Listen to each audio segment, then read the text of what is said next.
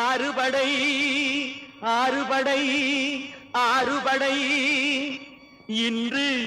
எங்கும் மருதமலை கோயில் ஒரு ஏழுபடை ஏழுபடை ஏழுபடை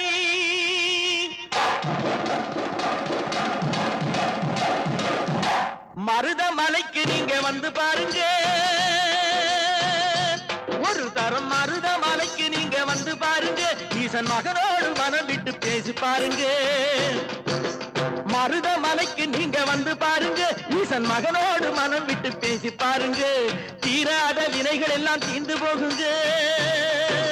சத்தியமா சொல்லுறேன் தீராத வினைகள் எல்லாம் தீர்ந்து போகுங்க அது தீராவிட்டால் வந்து என்னை கேளுங்க அது தீராவிட்டால் வந்து என்னை கேளுங்க